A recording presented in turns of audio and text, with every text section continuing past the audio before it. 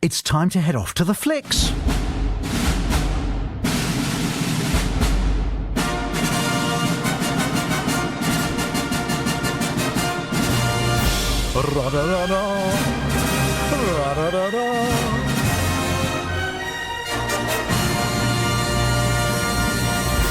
Brought to you by 21st Century BBC Radio Oxford. It's time to find out a bit more from our resident film critic, and that's Van Connor, who's with us this Friday morning. Hello to you.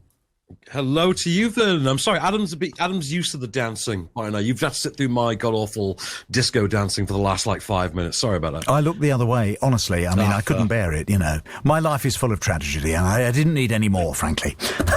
So what have you been looking for us today? So, first one, you don't even have to leave your home for. This is on Netflix. This dropped on Valentine's Day. It's a new rom-com called Players.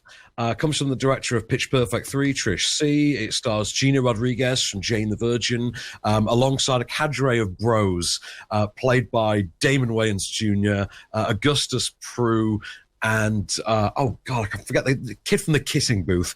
And basically they scheme and they manipulate, and she's a sports writer and she plays like the prop who helps these guys score with women at the bar, only for her to then fall for a mark of her own by, he's the most eligible bachelor, played by Tom Ellis, and they basically have to run a scam because she actually likes him, run a scam to date him for keeps rather than short-term fun. He, I should point out, is played by Tom Ellis from Lucifer.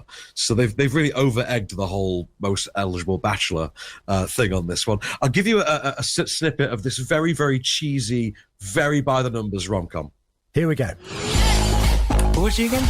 That's Nick Russell. He's New York's most eligible bachelor. He's a war reporter. And he saved an actual orphan from an actual burning building. Was it burning? Collapsing? Sinking? Maybe just like a bad building somewhere. What's wrong with you? I might like him.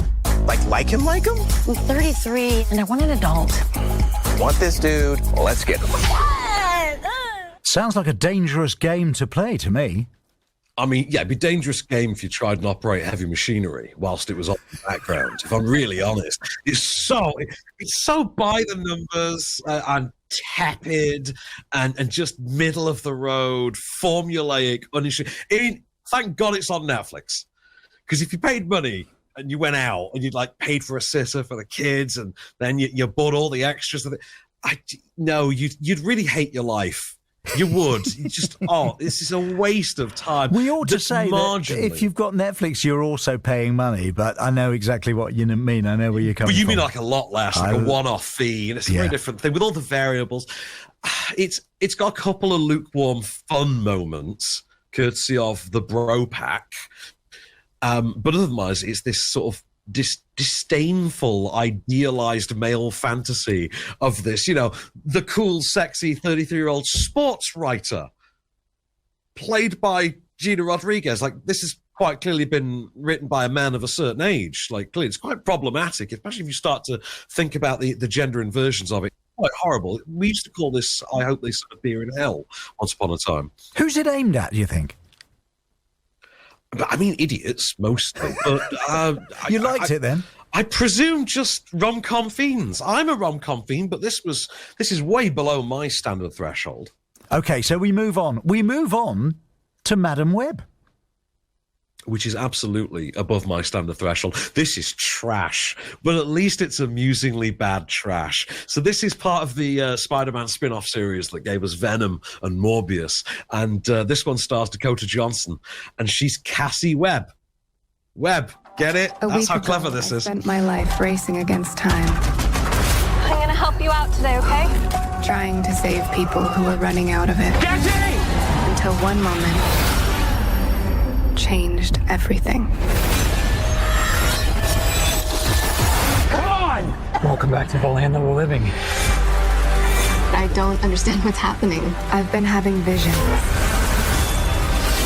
I knew he was gonna die. I think I'm seeing the future. New York City's a whole new level of crazy these days. What do you want from me?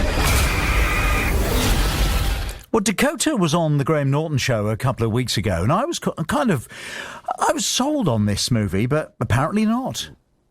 No, it's pretty bad. I mean, it's the best of these movies. It's the best of the Venom Morbius like sublots, but that's a low bar. Dakota Johnson is taking it way too seriously for a role that basically just requires her to be confused for most of its runtime. Like, her default position in the script at any given point is, what do you mean insert thing that just happened here happened? And that's basically the sort of form of dialogue.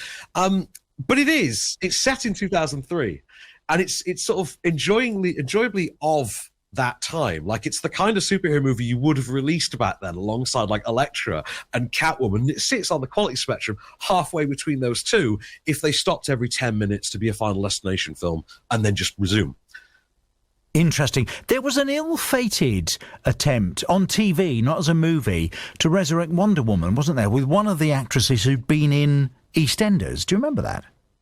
Oh, no, that was Bionic Woman. That was it Bionic Woman with Michelle Ryan. You're right. I'm Good Team memory. Ryan, believe me. Good memory. I don't know quite what happened to that. So marks out of 10 then for Madam Web?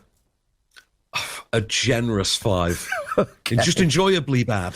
And are you off to see June Part 2 anytime soon?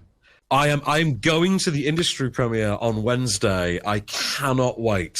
This is my sci-fi event of the season. Good stuff. Always good to talk to you. Thanks so much, Van. Van Connor there with our look at the movies on BBC Radio Oxford this Friday.